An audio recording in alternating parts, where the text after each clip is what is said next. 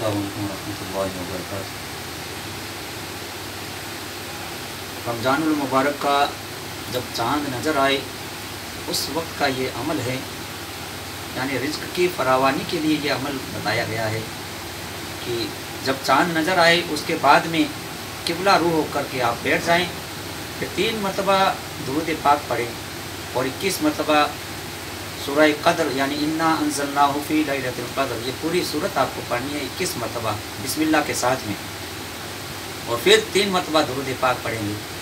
ये मुख्तसर सा अमल है। इसके मुतालिक मेरे आका सल्लल्लाहु अलैहि वसल्लम इरशाद फरमाते हैं कि जो शख्स रमज़ानुल मुबारक का चाँद देखने के बाद इस अमल को करेगा तो मेरे आका सल्लल्लाहु अलैहि वसल्लम इरशाद फरमाते हैं कि उस पर रिज़्क़ की फरावानी इस तरह से होगी जिस तरह से पानी ढलान से नीचे की तरफ गिरता है, इस तरह से उस पर रिज़्क़ की फरावानी होती रहेगी और पूरे साल उस पर इसी तरह से रिज़्क़ की कुशादगी होगी, फरावानी होगी, और पूरे साल उसे तंग दस्ती का कोई साहिबा भी नज़र नहीं आएगा।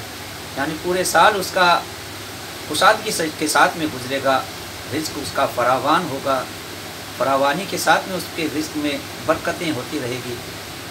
इस तरह से हमें और आपको इस अमल को करना चाहिए और नमाज़ों के पाबंद बने, क्योंकि नमाज सबसे अहम चीज़ है। नमाज के बगैर कोई भी अमल आप करेंगे तो कोई काम का नहीं है। सिर्फ यही अमल करने नहीं बैठे, बल्कि नमाज सबसे पहली चीज़ है।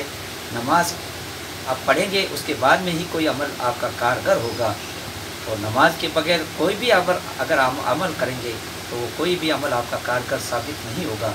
इसलिए नमाज़ों के पाबंद बने, और इस माह मुक़द्दस के अंदर भी हम नमाज़ों के पाबंद नहीं बनेंगे तो फिर और कब बन सकते हैं। इसलिए हमें और आपको ज़्यादा से ज़्यादा नमाज़ों की पाबंदी करनी है और रोज़े रखने की कोशिश करते रहें।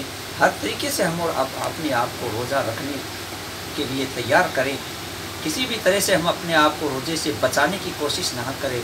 इससे बचने की कोशिश हमें और आपको हरगिज़ नहीं करनी है। अल्लाह तबारक व तआला हमें इस माह मुक़द्दस की बहारों को लूटने की तौफ़ीक़ अता फ़रमाए। आमीन सुम्मा आमीन। व आखिर दावाना अल्हम्दुलिल्लाहि रब्बिल आलमीन।